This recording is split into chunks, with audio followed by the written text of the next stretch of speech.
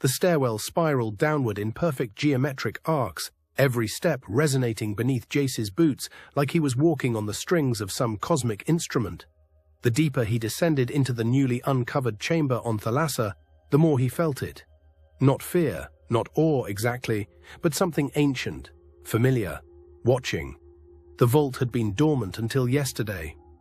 Elias had found the activation sequence etched into a collapsed corridor beneath the spire's outer ring. The markings weren't standard architect design, they were jagged, almost violent, and unlike anything in the other vaults they'd explored. Elias had scanned them once and then fallen silent.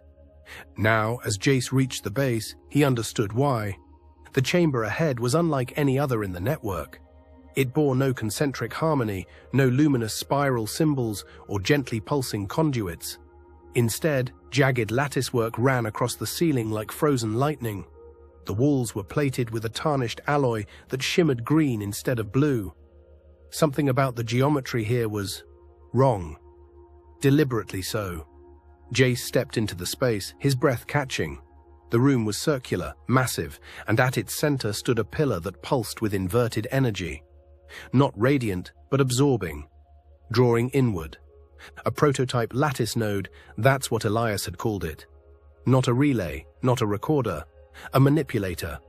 This one could sever timelines, or isolate them. Jace moved closer, the air thickening as though history itself congealed around him. On the far wall, inscriptions flickered to life. Architect glyphs, but corrupted. The language had been twisted, loops collapsed inward, phrases recursive until they bled meaning. The vault was speaking, but only in riddles. Echo of self, path unbound, tier unmoored, timeline broken, archive unrepentant. He felt dizzy, not from the air, but from the resonance. His spiral glyph, hidden beneath his collarbone, burned faintly. The vault recognized him. Then came the voices, faint at first, like wind, but not random, structured, whispered fragments. He walks again. The spiral broke here. Jamal!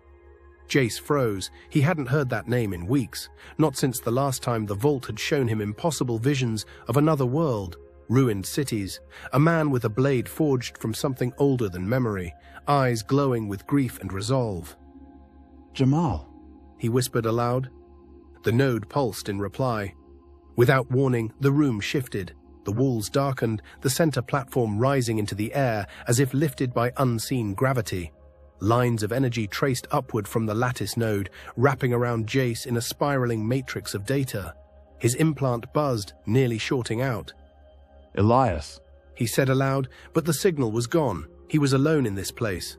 Or not alone, just isolated. A voice echoed through the chamber, not Elias, not the monolith, something else. You are not the first to enter, but you are the first to be chosen. Jace spun. No one was there. This vault was built by the fractured circle. We broke from unity, from preservation. We chose to control the recursion, to rewrite the spiral into a ring of command. The air rippled. Images flickered in his vision. Architects in open debate, some pleading for containment, others for convergence. And one, a figure cloaked in shifting light, marked not with a spiral, but with an angular fractal brand that devoured itself endlessly. The Betrayer. A renegade faction of the first architects, those who rejected collective stewardship in favor of temporal isolation. They had sought to create prisons within timelines, laboratories, worlds unmoored from consequence. This vault was our prototype, and you are its catalyst. Jace felt something move behind him. He turned to find the lattice node had opened. Within it was a suspended construct, organic, metal, shimmering with threads of unrealized potential. A prototype lattice engine, smaller than the one on Thalassa's main conduit, but denser, more dangerous. He stepped toward it. Jamal's face flickered in the chamber. Not quite real, not quite projection, just enough to trigger the ache in Jace's chest. Why do you show him to me? Jace asked. He's not from my world. He's from below. Below, beside, before. The voice replied. Jamal carries Tier 3 Spiral Echo. You carry Tier 2, Ascending. Together you form the bridge, The vaults are aligning. The pulse is listening. That name again. The pulse. He'd only heard Elias mention it once, in hushed tones. A fail-safe signal, a grief-born ripple in space-time. And now it was listening. What does it want? Jace demanded. Correction, restoration, convergence, or collapse. The lattice node surged, and in that moment Jace saw a map of vaults across the stars, pulsing in sequence. Earth, Lunar, Mars, Thalassa, Proxima b. The vaults were waking, and when 5 or more aligned, they would reach Nexus. Nexus, the convergence point. Why me? Jace said, breath ragged. Because the spiral chose him, and you are his echo. Then came the final whisper. He remembers you. Jace stumbled backward as the lattice engine sealed again, the chamber growing dim. The node had spoken enough. The vault was not a teacher. It was a test. He turned to leave, heart pounding. When the doors hissed open, Elias was waiting in the corridor. You heard it? Elias said softly, not as a question. Jace nodded. Elias's eyes glowed faintly, sympathy in their artificial depths. Then you know what comes next. Jace didn't reply, but he did know. The vaults were aligning. And somewhere, across timelines, across lives, Jamal was moving too, and the spiral was watching them both. President Elaine Connors stood before the command dais on the Eternity's bridge, her hands gripping the edge of the console as the latest status reports flooded the hollow display. The digital wall was a lattice of faces, dossiers, redacted affiliations, and surveillance captures. Virellian sympathizers, rogue exobiologists, former gene lab personnel, now labeled enemies of the state. General Anton Gregorov appeared in the center of the projection, live from the Lunar Operations Command. We've detained 27 so far, 5 confirmed Virellians. The rest? Earthborn collaborators, many of them former researchers embedded in joint longevity projects. Connors' voice was ice. And the escapees? Still active. 3 got out through a collapsed port in Virellian Sector 12. Their tracks went cold in the asteroid belt. We suspect they're en route to a hidden orbital clinic.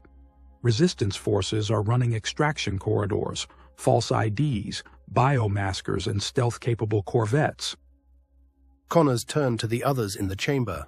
Military aides, intelligence analysts, and biotech liaisons stood silent under her glare. They aren't just fleeing. They're stalling, smuggling their knowledge out, shielding the protocols that let the Virellians cheat death. I want them alive, but only if they cooperate. She stepped closer to the display, tapping on an image of Dr. Lin Vao, a molecular regeneration specialist known to have overseen cranial memory transference in high-ranking Virellian elders. This woman knows how they preserve cognition. I want her in a chamber by the end of the week. We're not looking for justice, we're looking for legacy. Gregorov's voice dropped. And what about Iqbal? A flicker crossed Connors' eyes. Her lips tightened. Dr. Naresh Iqbal is the keystone. He pioneered the transgenic bridge that made Virellian human biological convergence possible. He vanished during the first wave of the uprising, off-grid for over 9 months. We've located movement near the Pharos relay on Ganymede, encrypted comms, low-orbit evasion tactics, genetic spoofers. He's still active, likely mobile. Then deploy Ghost Teams 3 and 7. He's not just a target, he's the archive.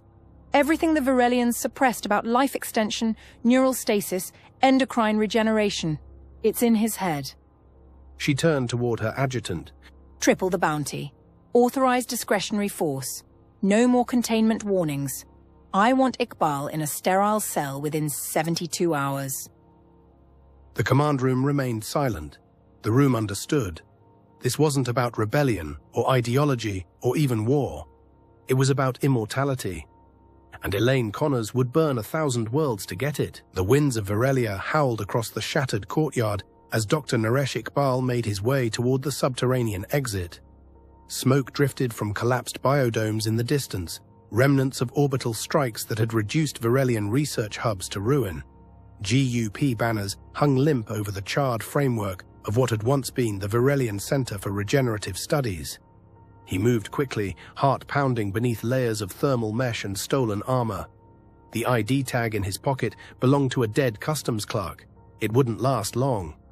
9 days earlier, he'd stood in this same courtyard with his Virellian colleagues, brilliant minds, peaceful, committed to the dream of life unshackled by decay. But the dream had died when Connor's fleet punched through orbital defenses and declared martial control. The Virellians hadn't fought back. They didn't need to. The scientists knew resistance wouldn't save them. Their knowledge was the real target. Iqbal understood it immediately. He'd seen the way the Earth diplomats shifted tone weeks before the invasion. The sharp questions about memory cloning. The focus on cranial entropy resistance.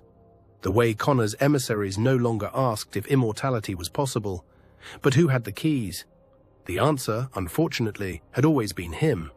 With the help of 2 Virellian insiders, he'd faked a transport manifest and slipped away from the capital just hours before the first roundups began. Every day since had been a sprint, changing aliases, reconfiguring retinal data, keeping implants offline. The G.U.P had predictive drones, biosignature nets, neural resonance traps. It was only a matter of time, but time was what he needed. He ducked into the tunnel entrance, punching the stolen code into the interface. The door creaked open, revealing a long descent into the old transit conduits. Once used for mag-rail transport between research sectors, now abandoned. Somewhere below, a smuggler ship awaited, a rusting courier retrofitted with blacklight cloaking and pulse dampeners. Halfway down, he paused. A flash of movement behind him. He turned, breath caught, eyes scanning the darkness. Nothing. A trick of the light? Or a scout drone? He pulled the neural scrambler from his jacket and activated it. A low-frequency hum enveloped him. Any G.U.P scout AI nearby would read him as environmental noise. The rest of the descent passed in breathless silence. At the bottom, the hangar lights flickered on. The ship was there, a stubby, beat-up hauler with scorch marks along its hull. A figure waved from the open ramp. Dr. Iqbal? He hesitated. Who's asking? Call me Sarah. Mutual friends paid me well to get you off this rock. How do I know you're not working for them? Because if I was, you'd already be in a biopod halfway to a cryolab. He exhaled and boarded. Minutes later, the courier ship peeled away from the hangar floor, slipping into the canyon's deep magnetic shadows. Iqbal watched as the ruins of his second home vanished behind layers of interference. He had no illusions. Virellia was gone. Its people enslaved or silenced, its science stolen. But not all of it. Not yet. He reached into his satchel and pulled out the storage crystal, an unassuming shard encoded with decades of research. The key to neural self-repair, the protocols for endocrine regeneration, the embryo models for full-cycle telomere preservation. Connors wanted him to build immortality. He would, but not for her, and not for the G.U.P.